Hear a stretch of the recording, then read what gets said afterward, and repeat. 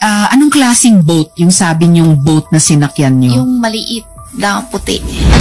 Maliit na puti. Sino yung driver na sumundo sa'yo? Hindi ko kilala. Ilan Ilan daw kayo kayo sa sa van? van? 3 po. 3. Sino? Kaming 3.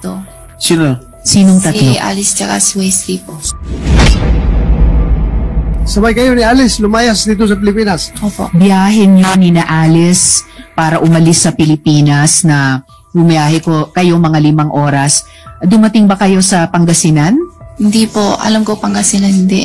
Hindi Pangasinan ang inabot niyo. Kasi ano siya eh, Manila, tapos nampas pa eh. Hindi ko alam yung lugar. Nagpas kasi pa ng hindi ako Pangasinan. Madam Sir, ilang oras kayo sa barko? Yung biyahe niyong barko? Diretso kayo Malaysia? Hindi From po. Pilipinas? Saan? May palit. Ha? May palit yung mas malaki pa. Ilang oras kayo nung maliit na barko bago kayo lumipat sa malaking barko? Siguro hating gabi kaming sakay tapos halos umaga na. Umaga na.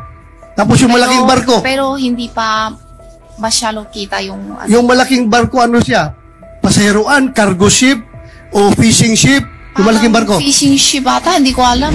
So, fishing ship dahil may nakita kayong mga lambat at mga isda? Yung lake na panghuli na fish. May net na panghuli ng fish. Tapos yun na, dumating na kayo ng Malaysia through that boat. May palit pa isang ulit. Palit pa uli ng isang barko. Anong description ng isang barko na yung pinalit? maliit naman na palang kulay blue or green. Yun na, diretso na kayo Malaysia. Opo.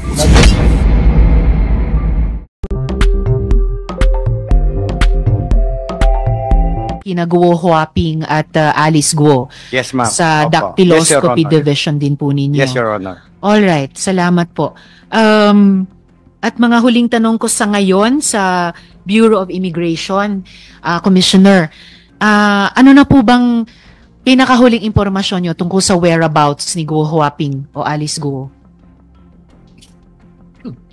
Based on latest reports sa akin po kagabi, si Alice Guo is in Jakarta. Lumipat mula sa Batam, alright? So, pwede niyo po bang bigyan ng assurance itong komite na Alice Guo will have her day in court and will also have her day before this committee and before the Committee on Women as well, Commissioner? Basing on the same letter that I sent to the Director General of Indonesian Immigration, the request for the deportation of Alice to the Philippines is still standing and continuous po yung coordination ng Philippine Immigration at saka yung Indonesian Immigration. And we would like to assure the committee that we are doing our best na maibalik din siya as soon as possible. Yung sabi nyong you're doing your best in coordination sa Indonesian Immigration, ibig sabihin po may ongoing search operations po para sa kanya? Yes, ma'am. Tuloy-tuloy lang po. Simula nung 19 ng August, then nakuha natin si Sheila and Cassandra nung 20. And from Batam, lumipat nga po si Alice to Jakarta, nasundan din po ng Indonesian Immigration. So we are continuously having the close coordination with them. At itong coordination po ay kaugnay din kay Wesley Guo, tama po ba? The latest we got from Wesley Guo is umalis siya ng Batam ng 20 using the same ferry, then sumakay siya ng eroplano going to Hong Kong. And sumulat na rin po tayo sa Hong Kong Immigration requesting ko for the confirmation of the arrival ni Wesley sa Hong Kong, but we have already the confirmation na umalis siya ng Singapore. We're still waiting for the confirmation of his arrival in Hong Kong. At may time frame po ba at least dun sa pag-secure ng person ni Alice Guo? I cannot give po a timeline kasi ang lead po is Indonesian Immigration at saka wala tayong jurisdiction po doon sa kanila. We are just coordinating and binibigyan natin sila kung anong mga kailangan nilang may kung anong papel, may mga request, we readily provide them the needed information. Huling tanong ko sa inyo, Commissioner, para sa araw na to. Saan po nagkulang ang BI? Anong borders po natin ang napaka-porous talaga o pinaka-porous at ito yung ginamit para makatakas sina Alice Guo? Your Honor, as early as June 15, 2024, ilinagay na po namin si Alice Guo at saka yung grupo sa alert list ng BI with the corresponding order to strictly monitor, heighten alert all airports and Zamboanga Seaport, including Bunggao. Then, lumabas nga po yung ILBO ng 21. Then, as early as June 28, 2024, nag-issue na po ako ng mission order to arrest Alice Guo and Company kung saan man siya makita. Sumama kami sa operation sa La Union, operation sa Zambales, operation sa Batangas. Then we received several false leads. Cargo plane sa Davao, dadaan sa NAIA. Pero kahit ganun nan, sinusundan namin kaagad. But puro sila negative. Ang challenge po sa immigration, we have the same challenge with Coast Guard. Sa laki ng coastlines natin, hindi namin po nababantayan lahat. Pare-parehas ang Coast Guard, CAAP, Maritime Police, Aviation Security. We have the same challenges. In all this case, itong kaso ngayon, lahat kami nagtutulong-tulong pero masakit man sabihin, nakalusot. Masakit po talaga, pero Commissioner. we have done our best, ma'am. And nung nalaman nga namin, na-confirm namin na wala na si Alice Guo, in 2 days naibalik namin. Naibalik ng immigration sa Pilipinas. Thank you, ma'am. Salamat, Commissioner. Na-appreciate ko po yung alert list, yung mission order. Pero syempre, mas mararamdaman hindi lang ng gobyerno natin, pero ng mga kababayan kapag na-effect talaga ito, nagamit talaga to create the result. Yung result na naging mabilis sa Indonesia, how I wish mabilis nating nagawa dito sa atin. Kaya yung sinabi yung masakit po talaga para sa ating lahat. At last, may disciplinary actions na po ba para dun sa mga mapapatunayang liable? In place na po ba yon? At kung meron, ano po yung magiging parusa sa kanila kapag napatunayan ang liability? I have also initiated an internal investigation kung mayroon bang kasabwat na empleyado ng immigration notwithstanding ng direct order ko o directive na wag gumawa ng hindi dapat. And we have required all international ports of entries and exit, lahat ng mga hepe, mag-submit ng report. Nakuha na natin lahat ng flight manifest, lahat ng general declarations on commercial, cargo, special, and chartered flights. And I made them to examine it isa-isa, bawat for the entire month of July 2024. And the internal investigation is ongoing. We will finish that report. We will finish the investigation and will submit the corresponding report. Salamat, Commissioner. And later on, we will also be asking such records, manifests from the Coast Guard regarding yung mga vessels na iniimbestiga. And talagang wish you the best dun sa internal investigation dahil mahirap, halos imposibleng isipin na katakas sina Alice Guo na wala talagang either nagpabaya or worse, kasabwat. Salamat ng marami, Commissioner. I'd like to now finally recognize Sen. Sherwin for the rest of his question. Thank you, Madam Chairperson. Balikan ko lang si Sheila. I was listening intently earlier to her narration and nakwento niya kanina kung paano sila umalis ng Pilipinas. Pero may mga questions ako, Sheila. Sabi mo kanina na umalis kayo first week of July. Po. Tama? Pero nakita ko kanina sa passport stamp, na-stamp siya ng July 18. So, nasaan kayo between first week of July and July 18? July first week, hindi ko sure kung araw-araw kami alis. Hindi, nandito kayo sa Pilipinas. Umalis kayo, di ba? Umalis kayo. Aba? Di ba? So, nasaan kayo that time? First week of July, umalis kayo eh. Nakuha mo yung tanong ko. Sa stamp mo is July 18, pero umalis kayo first week of July. Nasaan kayo in between? Kami sa Malaysia, 4 araw ata. 4 days kami So nasa Malaysia kayo? O, 4 o 5 araw kami doon. So before kayo pumunta ng Sabah, nasa Malaysia na kayo first week of July. Tama? Basta may kami doon, 4 o 5 araw. Hindi ko ako Malaysia ba o Sabah ang sabi niyo. Well, Sabah kasi yung 18 eh. 18. Diba? First week umalis na kayo. Diba? So wala na kayo sa, in short, wala na kayo sa Pilipinas first week of July pa lang. Tama? Opo, pero hindi ko sure kung araw talaga. Okay lang yun.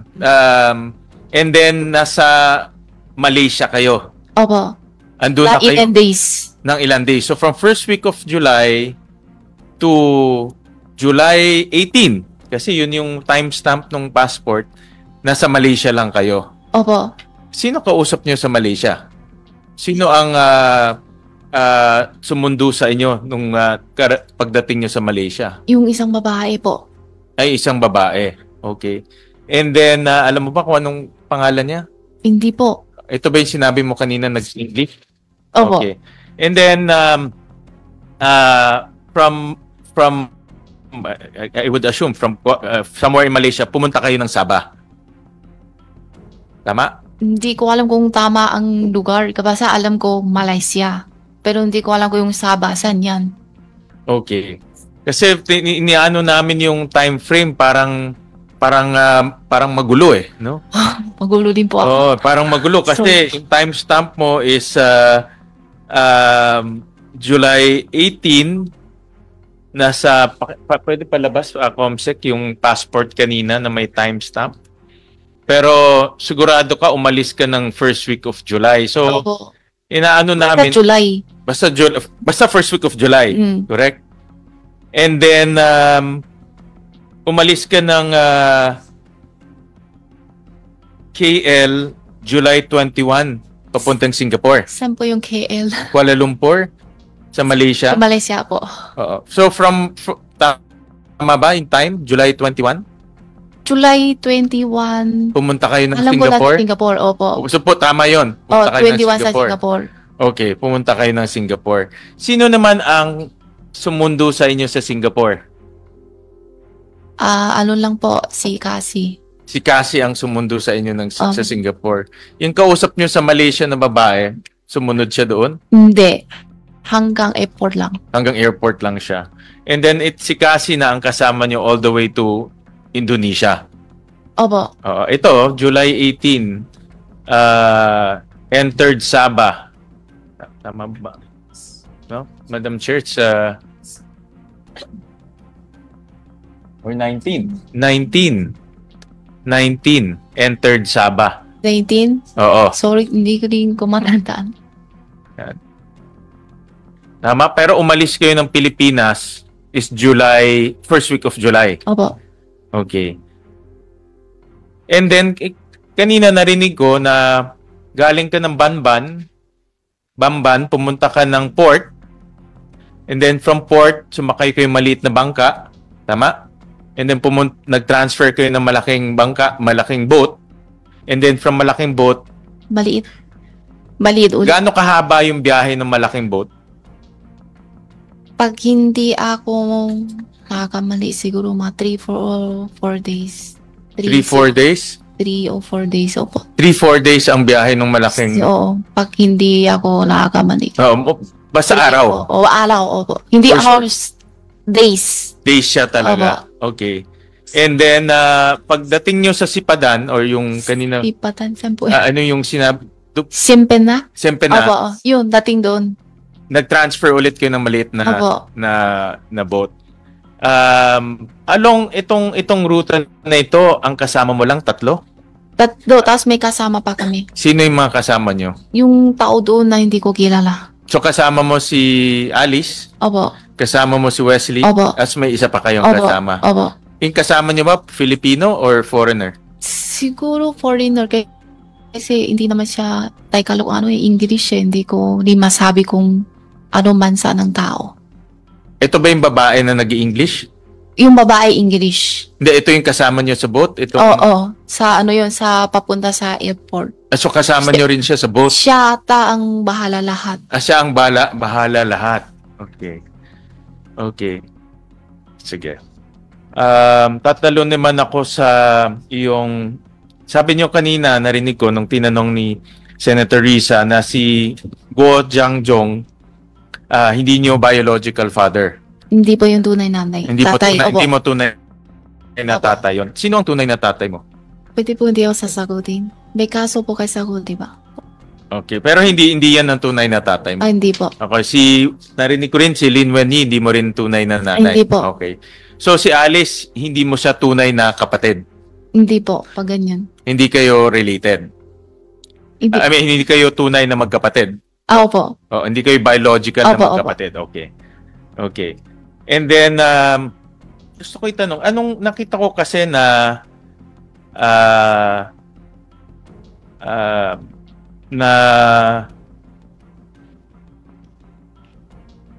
dumating ka dito in 2001? Po. Tama? From China? Tama? Tama. Okay. 16 years old ka nung dumating ka dito? 17 o... 16, Sige, 17 years sige, old. amongin po. Okay. Sino kasama mo nung dumating ka dito? Ako lang po mag-isa. Ikaw lang mag-isa. And sino nag-imbita sa'yo nung papunta dito sa Pilipinas? Sino ang... Sino ang nag-imbita sa'yo na pumunta dito? O sino nagdala sa'yo? Sino ang ano ako dito? Si Daddy. Si Na pupunta dito. Si Guo Jiangjong. Opo, opo. Okay. Okay. And paano mo nakilala si Guo Jiangjong? Kung hindi Yung siya ang father tunay. niya, tita ko. Yung father niya, partner niya, Opo. Tita ko. tita mo. Sino ang partner niya? May pangalan na doon. Si Lin Wenyi? Opo. Si Lin Wenyi? Opo. Ang tita mo si Lin Wenyi? Opo. Okay. Okay. So nakilala mo si Guo Jiangjong through Lin Wenyi.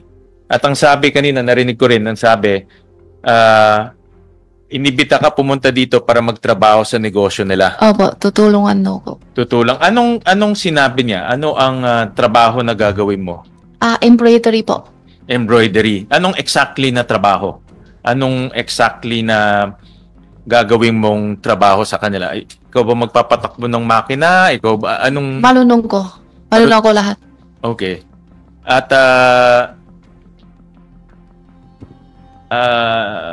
gaano katagal nagtrabaho sa Guo family? Simula ako galing China. Simula galing China nagtrabaho ka na. Saan ka? Hindi agad-agad. Hindi agad-agad. Sa anong kumpanya ka nagtrabaho? Sa embroidery lang? Sa embroidery lang po. Wala nang ibang kumpanya? Wala po. And yung trabaho mo sa embroidery is, sabi mo, nag-operate ka ng makina? Opo. Yun lang ang Kaya ko. Sampon, protection, lahat po. yun ang trabaho mo sa Opo, kanila? opo. Okay. Saan yung planta ng embroidery? Ano po yung plan? Saan yung lugar ng embroidery? Saan yung planta? Yung lugar, Bulacan po. Saan? Sa Malilaw, Bulacan. Sa Marilao, Bulacan. Yung, anong pangalan ng embroidery? QJJ po. JJ Embroidery. Okay. Aside from QJJ embroidery, meron ka pang ibang trabaho o ibang responsibility sa Wala po. wala na? Kasi nakita namin sa mga records, meron ba tayo nitong slide? Itong table 1. Ba tayo? Okay. Kasi nakita namin sa records na marami kang involvement sa Guo family businesses, no? Meron yung QJJ Group of Companies, QJJ Slaughterhouse, i-flash namin QC Genetics, QJJ Farm, QJJ Embroidery. Lahat ito ikaw ay corporate secretary, no? Meron kang equity participation rin, ibig sabihin naglagay ka ng pera dito, no? Alam mo ba kung anong trabaho ng corporate secretary? Hindi po. Hindi mo alam kung anong corporate secretary? Yan, ito yung mga kumpanya na related sa mga Guo. Yan. At lahat ito may pangalan ka dyan, no? At meron kang lahat meron, no? At merong naglagay ka rin ng pera dyan sa mga yung equity participation, yan yung pagmamay-ari mo doon sa mga kumpanya. At meron din kaming dokumento na nagpapatunay na ikaw rin yung pumirma dito sa mga dokumentong to. So may signature ka dito sa mga companies na ito. So, kanina sabi mo nasa embroidery ka lang pero nakita namin dito, hindi lang embroidery, marami kang korporasyon under your name. Pero ang trabaho ko lang embroidery po. Bakit merong mga ganito? Hindi ko po alam. Yan, merong sa embroidery, may farm. Diba? At ipa-flash rin namin yung pinirmahan mo as corporate secretary. So, ibig sabihin, may mga dokumento kang pinipirmahan. May PMA ako, pero hindi ko matandaan kung kailan, PMA ako. Ito yung mga, in fact, nakita namin na sa mga dokumento, nag-sign ka, pumirma ka na 96 times, 66 times sa General Information Sheet as Corporate Secretary, 10 times sa Articles of Incorporation as Incorporator, at 20 times sa Audited Financial Statement as Treasurer and CFO. So, ibig sabihin, pumirma ka ng mga dokumento 96 times sa mga Go-related family. Hindi ko alam kung may ganyan kalami PMA ako. Pero may pinipirmahan ka. May PMA ako, pero hindi ko alam kung may ganyan kalami. Alam mo ba kung anong trabaho ng Corporate Secretary? Hindi po. Alam mo kung anong trabaho ng Treasurer? Hindi po. Bakit ka pumipirma kung hindi mo alam kung anong mga trabaho nito? Iiabot lang sa akin PMA, tapos PMA ko na po. Bakit mo naman pinipirmahan? Sabi nga kanina ni Senator Joel, itong Yun nga po perma na ito, katunayan, katibayan to na kasali ka sa mga activities ng Go-related families. Diba? Yan ang pwede mo sabihin hindi, pero ang evidence sa perma mo eh. Pakita natin yung as corporate secretary. So hindi made-deny na ikaw pumirma nitong mga corporations. Yan, kagaya nito, no? Yan, Sheila Lial Guo.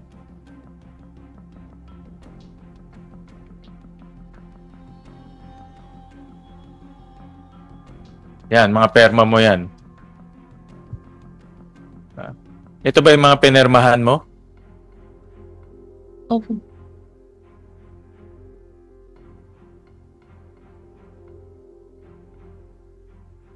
Yan ba, ito ba yung mga pinirmahan mong dokumento? Hindi ko matandaan kung anong PMA ko. Pero may pinipirmahan ka? Opo. Okay. Dapat mag-ingat ka sa mga pinipirmahan mo dahil patunay ito na kasali ka doon sa mga corporations nila. Opo. 'Di ba? At kahit sabihin mo hindi mo alam at hindi 'yun ang dahilan na hindi ka masasali dito sa mga activities ng Guo family. May isa pa akong tanong, Madam Chair. Please proceed, Senator Will. Oo. Yung si Alice Guo is kanina sabi mo kanina tama ba? Malapit ka sa kanya pero hindi kayo nakatira sa isang lugar. Opo. Gaano kadalas mo siyang nakikita si Alice Guo? Minsan siya uwi. Minsan pupunta ako sa kanya. Okay. Pero bihila lang po. Okay. And then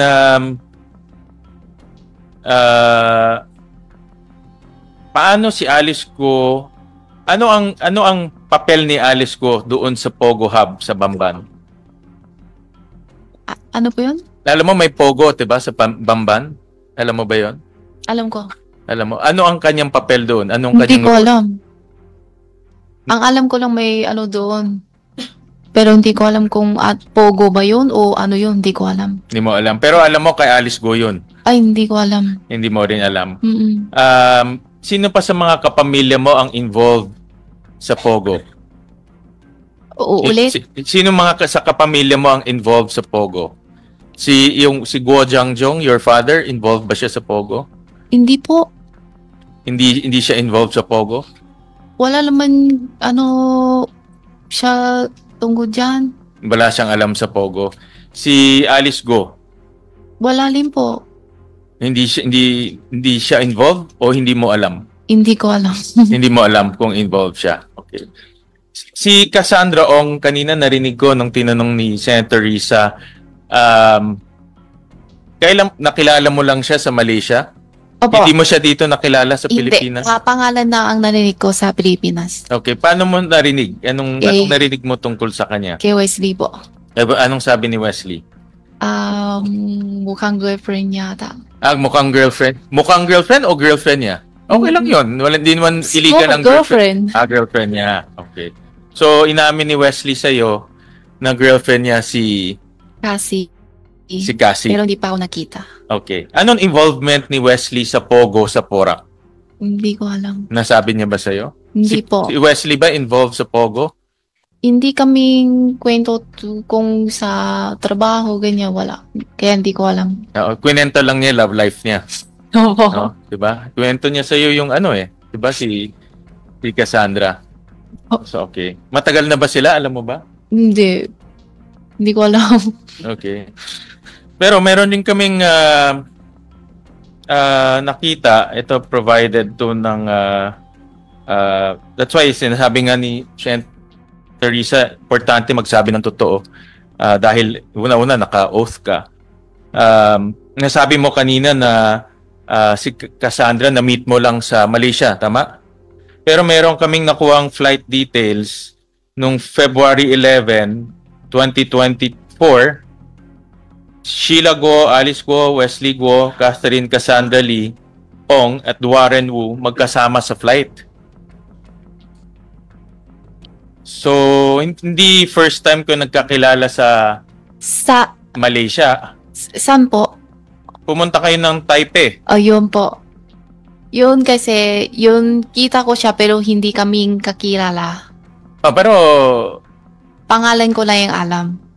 Yun pero lang. magkasabay kayo sa flight. Tapos girlfriend niya si sabay Cassandra, kami pero hindi diba? kami kasama. Paano hindi kayo magkasama? 3 days kayo sa February 11. Sila tadi Wesley. Pero hindi first time kayo magkakilala. Kasi kanina narinig ko, sabi mo first time kayo nagkakilala sa... Diba? First time kayo nagkakilala sa Malaysia. Opo. Tapos sabi mo, naririnig mo lang yung name niya. Pero dito, sa flight details, meron kayong physical interaction nung February 11. Pumunta kayo sa Taipei. Opo. Tama? Kalimutan ko lang po siguro. Yun rin sinabi ni Alice Guo sa amin, nakalimutan niya. Sorry po. Oo. Sorry po. Pareho rin linya kayo Hindi ni po, Alice. iba po kami. So, anong ginawa niyo sa Taipei? Travel. Anong travel or Travel negosyo po. or Travel po. Travel? Opo. Okay. Sige. I'll go to pakita ko lang sa iyo yung meron kasi kaming mga nakuhang papeles na importante kasi Sheila yung mga sinabi ko sa iyo importante yung perma no. Nabanggit ba sa inyo ni Alice yung kanyang mga activities sa Pogo? Hindi po. Kasi madalas kayo mag-travel, nakita ko dito. Opo. Diba? Hindi, madalas kayo bumiyahe. Tama? Pag may punta siya, may time na bansa na tama may oras din ako, yaya niya ako. Kasi wala akong masyado kaibigan. Tapos sabi ni Daddy, pag kaya, sasamahan ko na lang siya. So, madalas kayo ni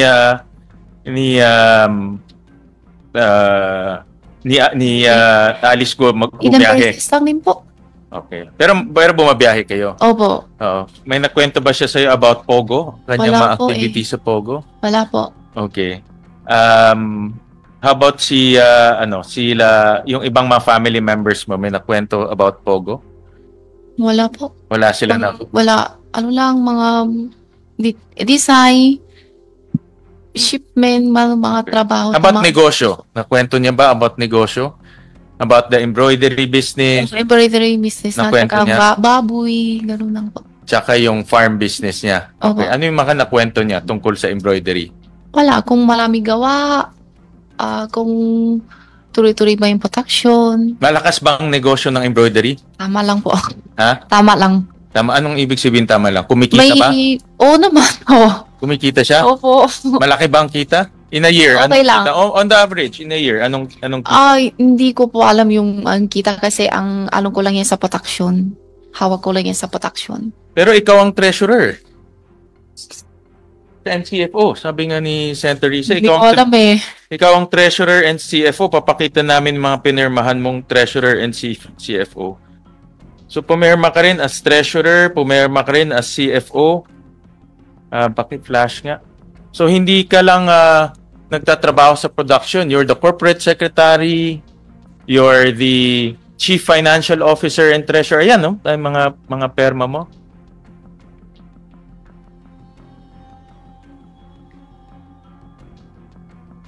Diba? So, kaya dapat mag-ingat ka sa pinapermahan mo dahil sabi nga ni Senator Joel kanina, baka kumunoy na yung Opo, sa susunod po, pinupuntahan. maingatan po. Hindi, pero ito nangyari na eh. No? Pero sa'yo ba itong mga signatures?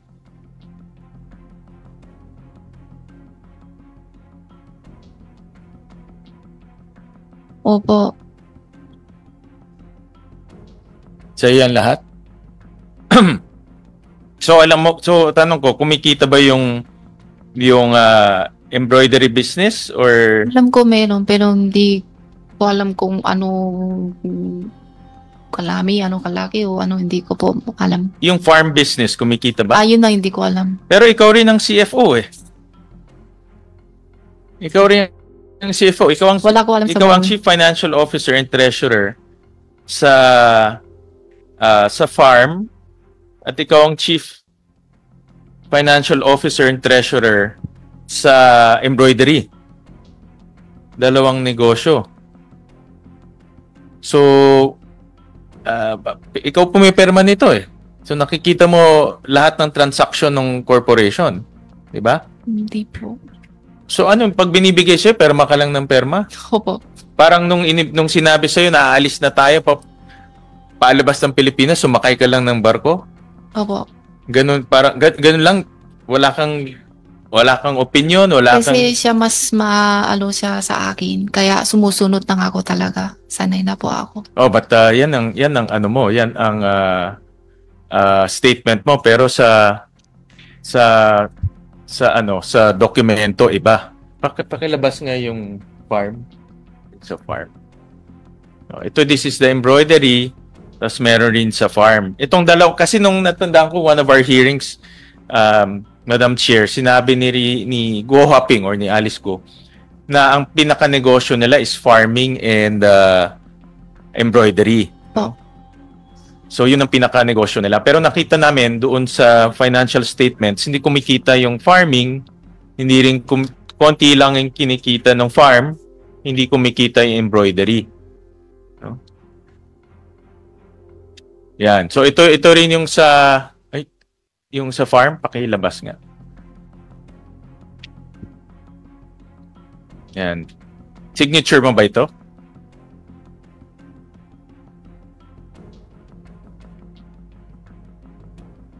This is ano ito sa farm.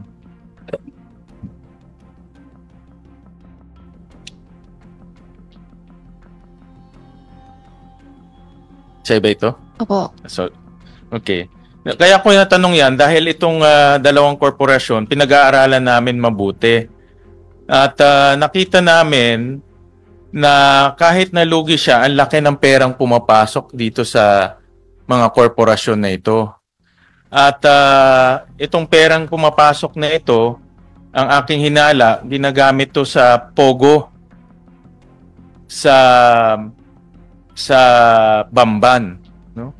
So, ang ibig sabihin, pumapasok yung pera dito sa mga corporation, pero lugi naman yung mga corporation. Hindi ko alam po. Papakita ko sa iyo, sa embroidery. Pakita namin yung table 8. So, base sa research namin, na ang sales lang ng embroidery is 29 million pesos. Tapos, kumita lang siya ng 1 million pesos since 2013. Pero ang pumasok na pera is 576 million pesos. Na ikaw ang treasurer at chief financial officer. Hindi ko pa alam.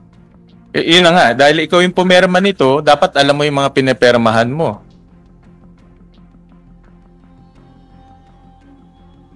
So, yun ang aking nakita base sa research namin. At dito sa QJJ Farm, ang sales ng farm since 2010 is 455 million pesos. Ang kita niya is only 1.4 million pesos. Pero ang pumasok na deposits is about 4.4 billion pesos. Na ikaw rin ang pumirma bilang Chief Financial Officer. So, ang ibig sabihin nito, aking hinala ko, yung mga perang pumapasok dito, hindi dinideklara sa gobyerno, dinadala ito papuntang Bamban para ipatayo yung Pogo Hub. Hindi ko po alam. Pero ikaw yung nakaperma eh. Ikaw yung nakaperma dito. Kaya yung perma natin, kala natin inosente, pero very powerful yan. Sagrado nga, sabi ni Senator Risa. So yun yung mga nakita naming mayroon ba tayo nito? Flash natin. Sige. So yun yung mga nakita namin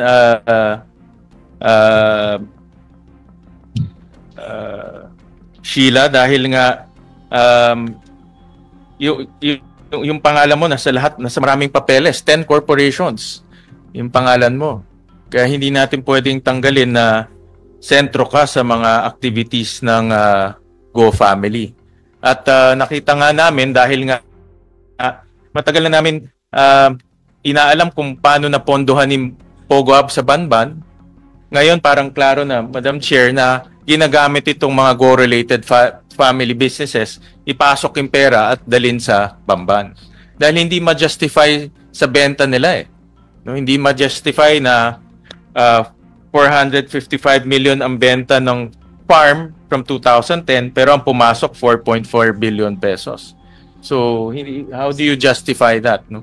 At yun na nga, hinahanap nga natin yung pondo na ginamit sa pagpapatayo sa Bamban. At kaya importante yung AMLAC. Andito ba yung AMLAC? Kaya importante yung AMLAC dahil aside from the human trafficking issue, malaking money laundering activity rin ang nangyayari sa atin ngayon. At in fact, mas malaki yun dahil hindi na detect ng ating gobyerno. Nakita rin namin yan. Kaya gusto namin malaman ngayon sa AMLAC na saan na yung kaso dahil ilan hearing na pinapangako sa amin na magfa-file na ng money laundering case pero nasaan na yung money laundering case. Sen Sherwin, nasa holding area lang pero papunta na yung AMLAC resource person. Thank you. So,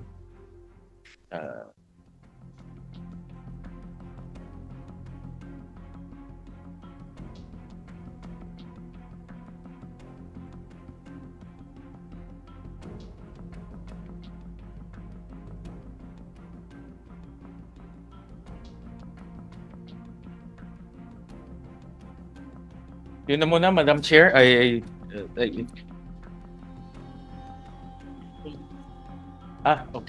Are they here?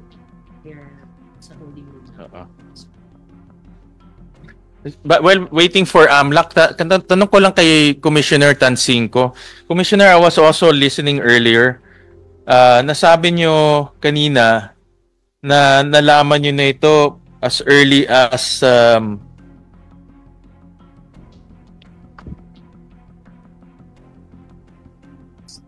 August 15?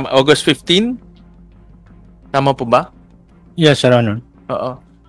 Tapos nalaman lang na buong Pilipinas na wala na pala si Alice Guo is August 19. No? Bakit ho nagkaroon ng 4 days na lag? Diba? With the age of internet ngayon, kaya na natin mag-Zoom. At narinig ko rin kanina, galing rin kayo sa isang conference na kasama nyo lahat ng mga immigration officers at immigration heads. I would assume na kilala nyo sila at mayroon kayong access at least. And because yung last physical presence ni Alice Guo dito is May 22. So, ang tagal na ho nating hinahanap siya, almost 2 months no, nawala. Almost 3 months na. At nung nalaman nyo nung August 15, bakit umabot pa ng 4 na araw bago na-announce pa ni Senator Risa, hindi ho nanggaling ho sa Bureau of Immigration? Because na-assume ko na dapat ho manggaling ho sa inyo. Nanggaling pa ho sa ibang sources. Anong nangyari ho? Bakit, at I understand rin na based sa mga statements ho ni Secretary Remulla, hindi rin siya na-advise. Parang lahat nagulat nilang nung nagkaroon ng privilege speech si Senator Risa.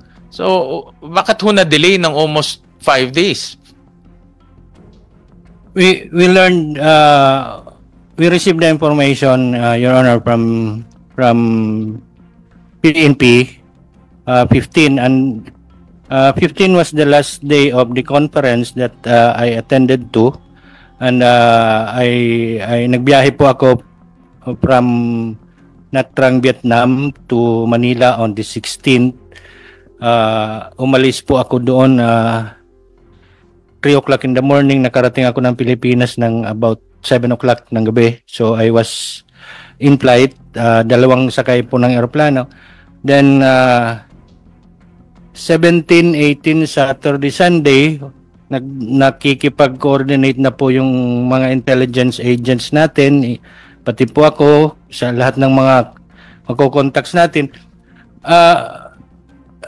We did not report immediately kasi ayaw po namin maglabas ng information na hindi po properly validated and confirmed. Tulad ng sinabi ko po kanina, may information na Batik Air na 177 na galing from Malaysia to sabi Denpasar to Malaysia, but kung i-check po natin, ang OD 177 is from Malaysia to Denpasar, baliktad po. And we were also being may mga information din po kaming na receive na nasa Sabah, may iba-ibang, may Malaysia, may Singapore. So nung Monday nga po, as told earlier, yung Monday nga po, right after our flag ceremony, nag-meeting na po kami with the board of commissioners sa immigration together with the concerned offices, divisions, yung next steps na gagawin. Na-discuss namin anong information na nasa atin, anong information na confirm, ano ang hindi. Hinimay-himay na po namin in order to submit a report to the secretary and to the president through the executive secretary office. Nagkataon lang po or na gumawa si Madam Chair ng manifestation sa hapon, and natapos din namin po yung report on that afternoon. So we were able to submit the report on the 20th in the morning. We already complete with the report on the coordination that we made with the other immigration authorities, Malaysia, Singapore, and Indonesia.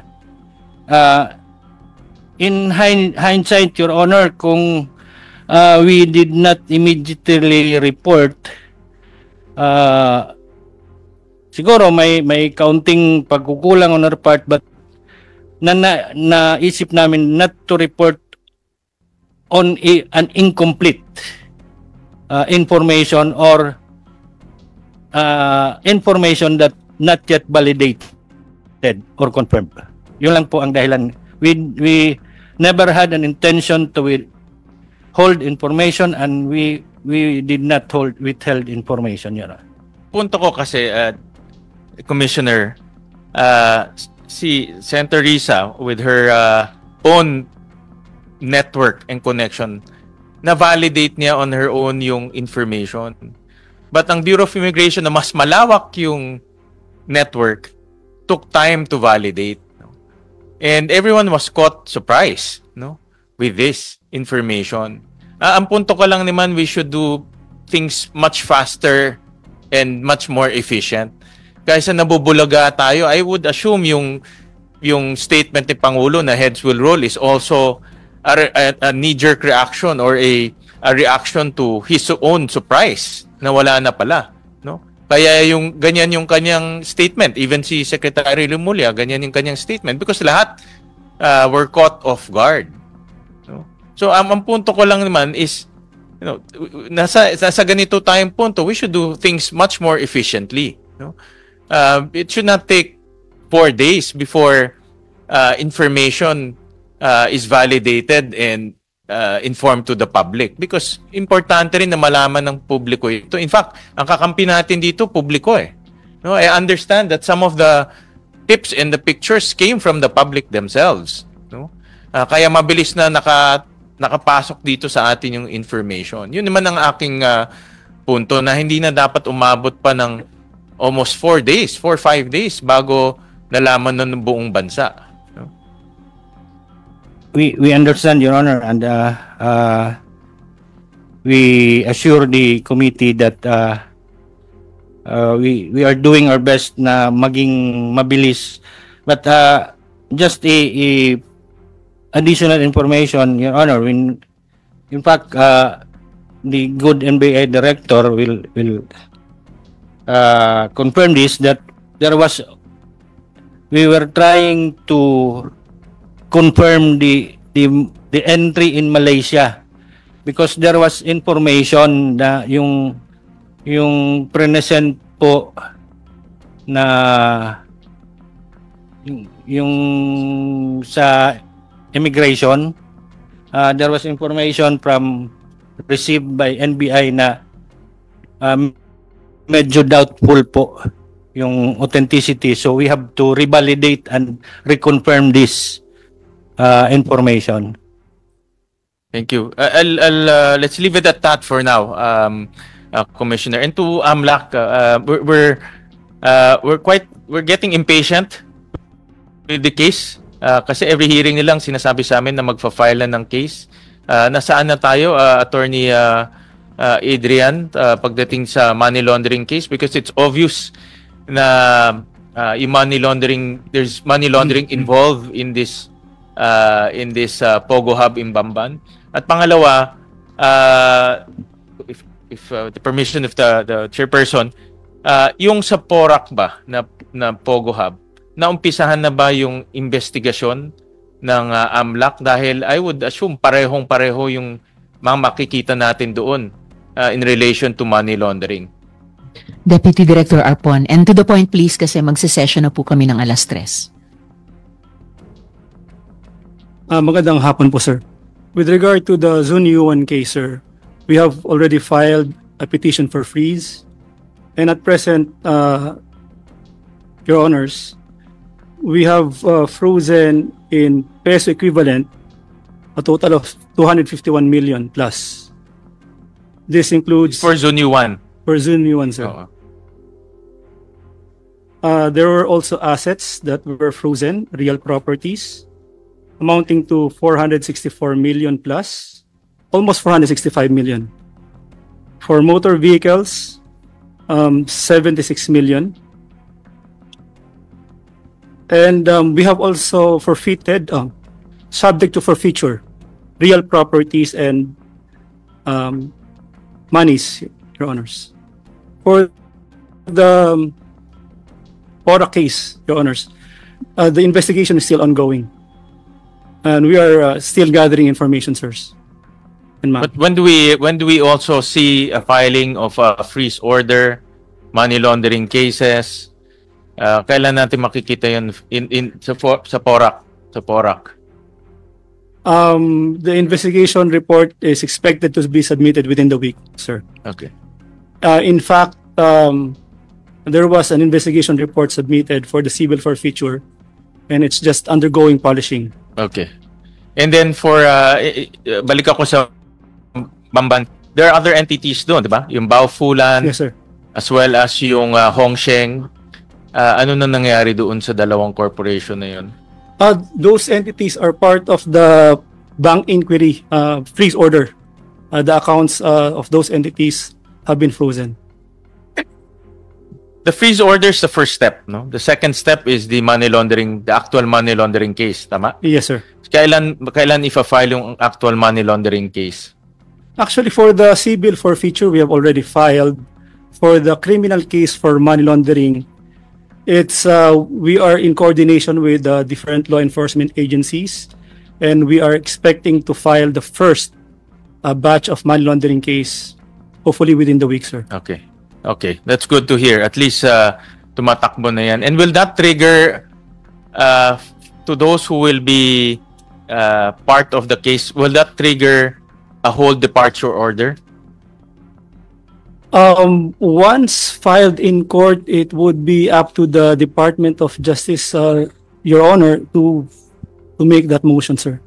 Will that enable an issuance of a whole departure order doon sa mga kasama doon? Marami pa kasing kasama doon no? Maraming personalities yan Yusek T. Yes, Madam Chair. Once a case is filed in court, that will be sufficient ground for our prosecutors to request that court for the issuance of a whole departure order against all accused for the case. Kasi kung ifa-file nila this week, then meron tayong isang kaso na pwedeng kumuha ng whole departure order. Yun naman ang punto natin Madam Chair, parang hindi pa sa korte yun, ano? Sa ano pa lang po, sa DOJ. Sa DOJ pa lang. So, but at that time, one of the options we can explore is to request for a precautionary whole departure order from the court. Okay, that's the point naman, because punto lang naman natin, let's prevent something like this from happening again. No? In one account lang, 200 plus million na in cash, 400 plus million na in assets. Tama? Yes, sir. We're talking about other accounts pa we're looking at, no? So ito yung mga ganitong klaseng mga tao ang kinakasuhan natin. May ganyang kalaking pera, no? Kaya hindi malayo na tatakas rin sila. No? So as a final word, Madam Chair, kay Sheila, Sheila, nakita mo gaano kalaki yung pera na umiikot, pera na pumapasok na hindi nakikita ng gobyerno, pera na pumupunta sa Pogo. Ang punto naman nitong hearing na ito ay yung Pogo. At kahit sabihin mong hindi mo alam, ikaw yung pumiperma nitong dokumentong ito. No? Kahit sabihin mo na hindi mo alam itong transaksyon, dahil pinermahan mo yan, ikaw ay sentro, no, dito sa mga illegal na nangyayari. At ang gusto ko lang sabihin sa'yo, na inilagay ka sa masamang sitwasyon ni Alice Go at ng kanyang pamilya. No? Inagay ka niya. Kumbaga, pinahamak ka nila. No? Hindi nila sinabi sa iyo kung anong pinipermahan, o maybe alam mo kung pinipermahan mo, pero siguradong dahil andyan yung perma mo, mapapahamak ka. No? At yung kaso na ifa-file nila ng Money Laundering Council at yung iba pang ahensya, makakasali ka dyan. No? Sa ayaw mo at hindi. No? So, ang pwede mong gawin, magsabi ka ng totoo kung bakit, kung ano pa ang ginagawa ni Alice Go pagdating sa Pogo, ano pa yung kanyang mga aktibidad. Sabihin mo pa sa gobyerno kung tumulong ka sa gobyerno, at sabihin mo pa kung ano pa yung mga illegal na aktibidad na ginagawa ni Alice Go at ng kanyang pamilya. Kasi at masasama ka dito. So that's it for now, Madam Chair. Thank you very much. Maraming salamat din, Sen Sherwin. At Miss Sheila, sumasali ako dun sa mga huling salitang sinabi ni Sen Sherwin sa iyo. Kaya pag-isipan mong mabuting-mabuti. Akala ko po isang hearing lang ang kailangan ng subcommittee na ito. But unfortunately, there are still even more questions than answers so far. Ang lumalabas na conflict ay ito. On July 18th, Alice Go and Company entered Kuala Lumpur, but on her passport, may tatak na Sabah na July 19 naman. From Kuala Lumpur to Sabah, dapat din wala ng stamp because it's the same country. So how can she be also in two places at almost the same time? And how did she leave the country? Sa Zambales ba? Sa Suwal ba? The escape of Alice Go is a reflection of our country's capacity to effectively enforce our laws and secure our borders. At nakapanlulumo ang imaheng sinasalamin nito. Kailangan nating aralin ang malulubahang pagkukulang at siguraduhin, gaya ng sinabi ni Sen Sherwin kanina lang, hindi ganito kadaling bastusin ang batas. As a reminder also, Sheila Guo has been cited for contempt in the Senate Committee on Women hearing, not this subcommittee. So she will need to attend that before her contempt is purged. We need to be sure that those who facilitated Alice Guo's escape will be held liable. So for this reason, this hearing of the Senate Subcommittee on Justice and Human Rights is suspended. Maraming salamat po sa lahat. Para sa iba pang karagdagang mga balita at impormasyon, ay huwag po nating kalimutang mag-like, share at comment sa video na ito, at huwag po rin nating kalimutang mag-subscribe to continue supporting us. Maraming salamat po sa inyong panonood, at naway tangkilikin po ninyo ang aming YouTube channel.